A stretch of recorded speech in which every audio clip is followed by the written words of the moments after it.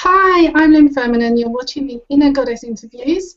I'm chatting to women who are unleashing their inner goddess and following their soul paths. And today I'm absolutely delighted to welcome Katie Golby. Katie is an author. She's just published her first book, Chasing Rainbows. She is an expert in the UK magazine Soul and Spirit.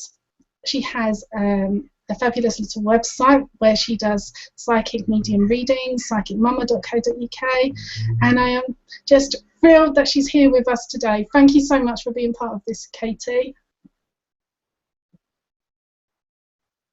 Not a problem, Lynn. It's really lovely to see you. Now, you've had such an amazing journey in such a short time. You wrote that your spiritual experience kind of come to a head in 2010, and from then I take it that things have just been snowballing for you. What was it exactly that happened that made you realise?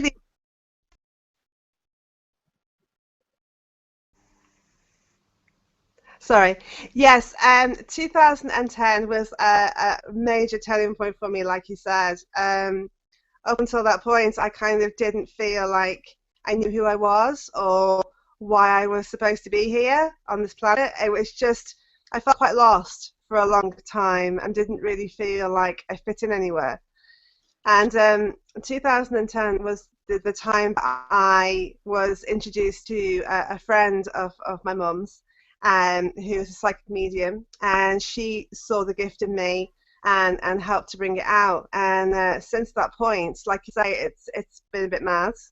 I keep taking on different things, and it's getting to the point now where there aren't enough hours in the day for everything I want to do. But I absolutely love it, and for the first time in my life, it's like I know who I am and I know why I'm here, and that's the most amazing thing about the whole journey. And even though I'm working and I love what I do, I still feel like I'm on the start of my path and I've still got a really long way to go. So it's very exciting. It is. Let's talk a little bit about your book, actually, because when I was lucky enough to read it before it got published, and I couldn't help but wonder if the person in the book was really part of you. Is that how you felt? Sorry.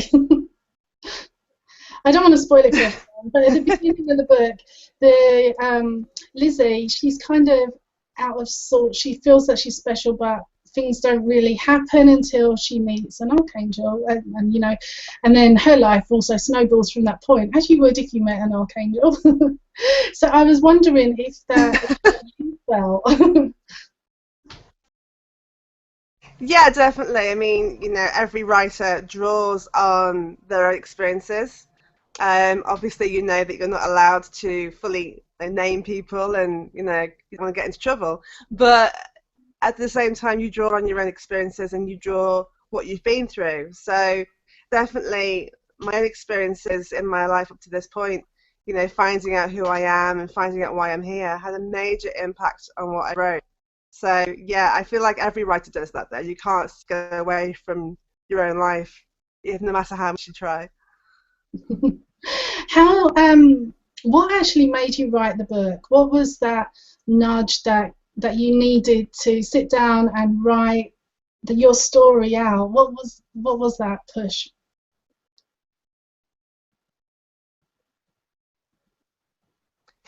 I've always wanted to write a book. People say that there's a book in everybody. Everybody has the potential. And when people say that, everyone does that very serious. Oh yes, yes, yes. Everybody can write a book. Yes, absolutely. But for me, it was like knowing that water makes you wet, in the sense that I knew I had to write a book. I just didn't know when I was going to write a book. It was never a case of if. It was just when. And I tried several times throughout my life to write something, but it was just not very good. To be honest, when I look back at my first attempts a few years ago, they're just rubbish, because they're awful, because the things I was writing about I wasn't very passionate about, so I lost interest, and it was like reading something from high school. But what was interesting about this book is that actually it came to me fully formed, pretty much. It actually just came to me. I mean, I really, really believe that this book does not just come from me. I do believe, because of the subject matter, and like you said, I won't spoil it for people, but when you're talking about angels and spiritual awakening, that actually I do believe I had some divine help, because it literally plonked itself in my head, fully formed. Brilliant. That's obviously a book that is just meant to be, isn't it? When that happens. So, how important is it for you to follow these kind of almost messages from spirit? You know, like your book was kind of, your hand was guided by the divine into creating your book. How important is that in your everyday life to follow these intuitive hunches, or, you know, kick up the arse sometimes, isn't it, by spirit? Do you listen all the time? Probably not as much as I should, to be honest with you. I'm very aware of my intuition, of course, because doing the work that I do, you know, you have to practice what you preach. You can't just tell people to follow theirs and ignore your own. But at the same time, because I am an air sign, I'm a Libra, I spend an awful lot of time in my head, and logic and reason and weighing things up and all that kind of thing does come into it as well. So although I get intuitive guidance all the time, I don't always listen to it, and that's not something I'm proud to admit. But yeah, I try and listen to it as much as I can.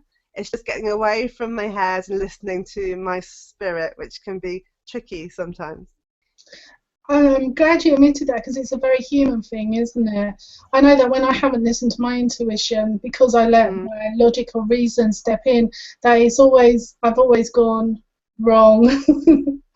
But it's easier not to listen, especially like you're a mum and you've got kids and you've got a husband and you've got all these business things to do. And yeah, I applaud your honesty. I don't always listen to mine either, and I wish I had. Hindsight's a wonderful thing, it really is.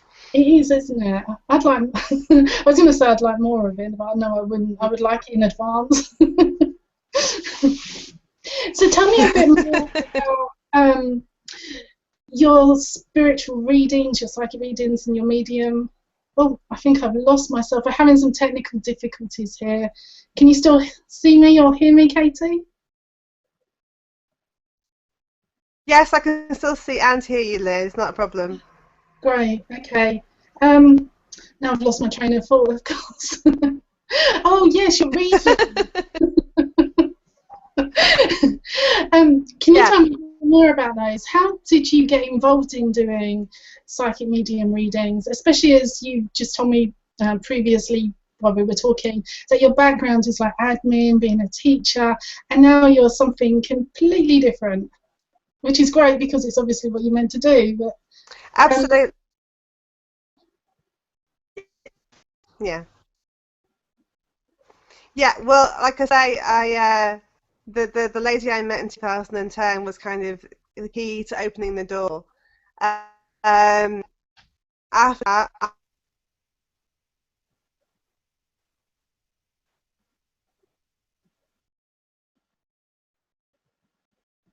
oh no, I've lost Katie.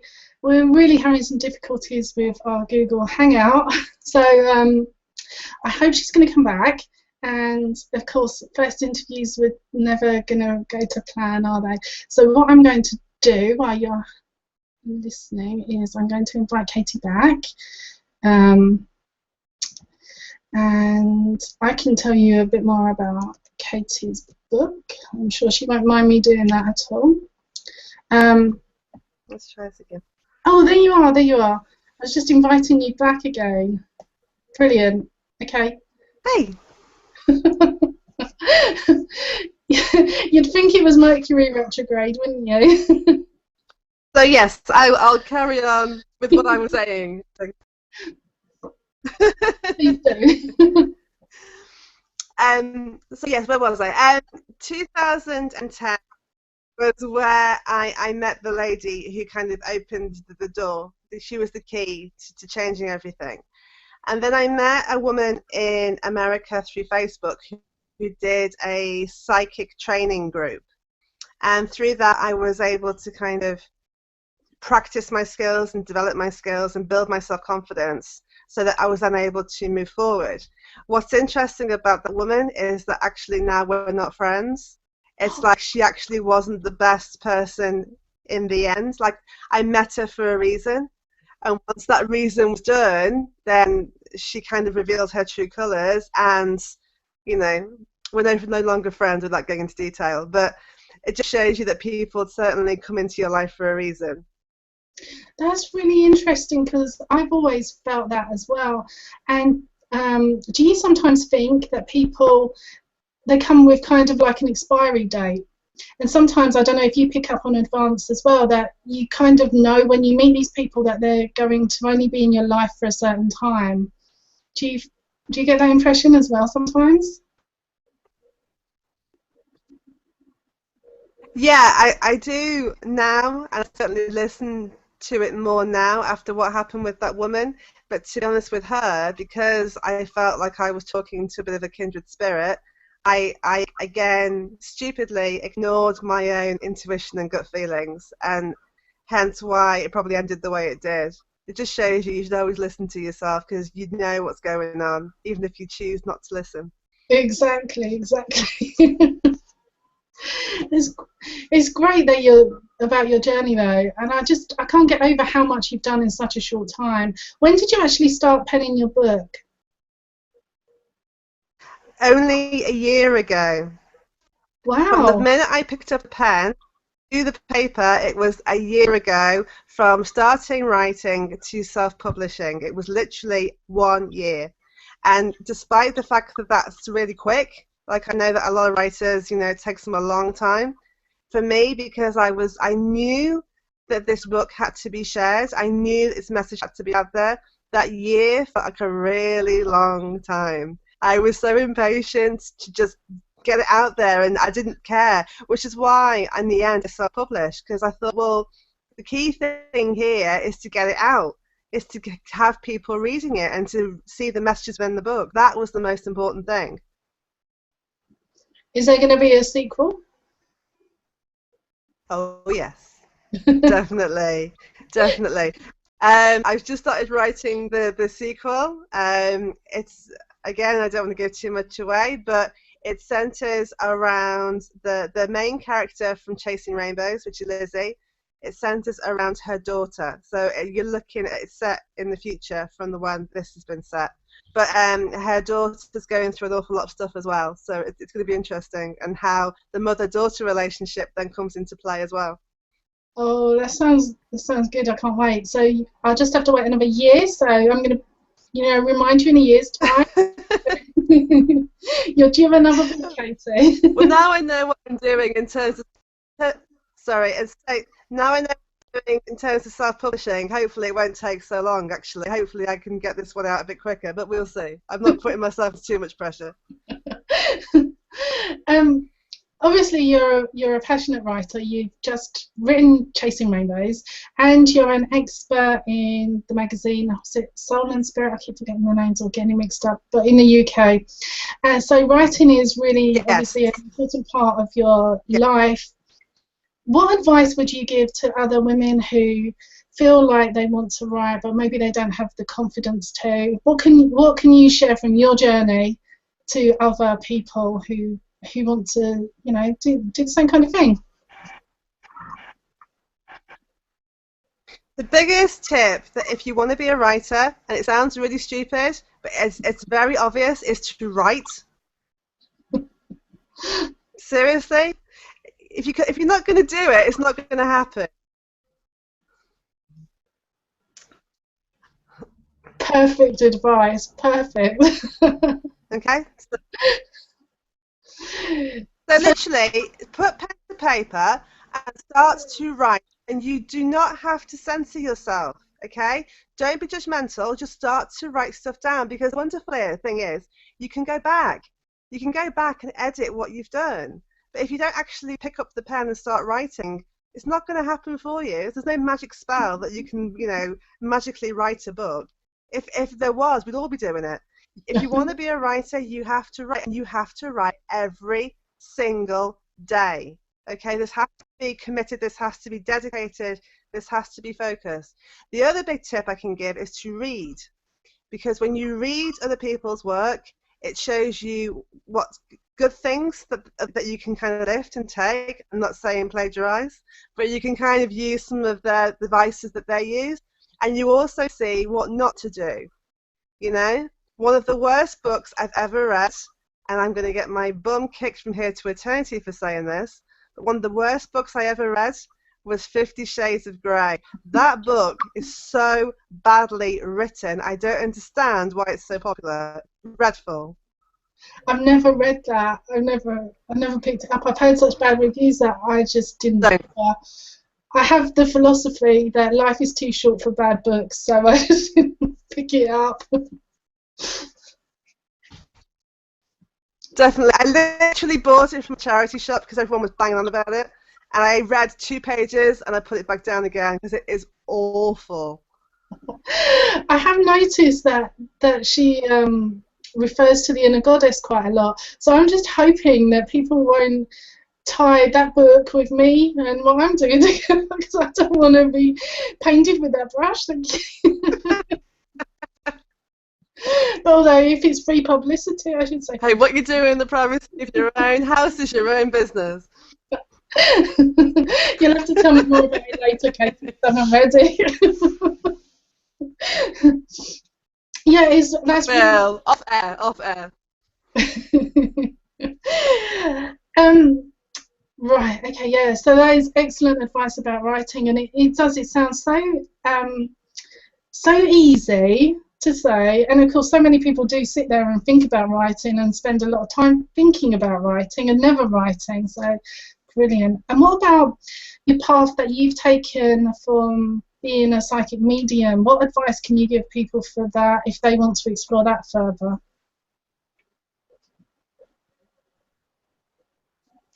Okay, I do believe that everybody has the gift, okay, because of the oneness of life, that we're all connected, that if you see an ability in somebody else, that means that you also have the ability within you.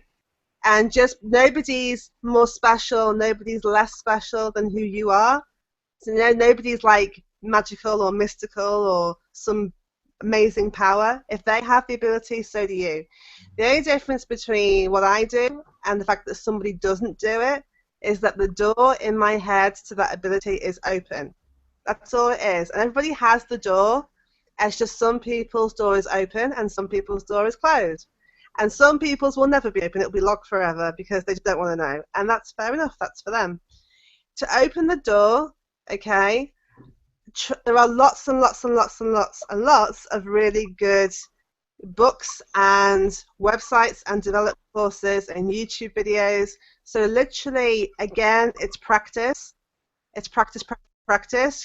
Practice on your friends, practice on your family, practice on your dog, I don't know, practice on everybody, but just keep going and really believe is the other key thing, in that when you get guidance, when you get intuition, when you get psychic stuff come to you, is to believe and trust in what you're getting and don't try and find a logical answer to dismiss it, which is what too many people do. Even with their intuition, they go, oh, no, that's not, maybe it's something I ate, or maybe I've watched a film and that stayed with me.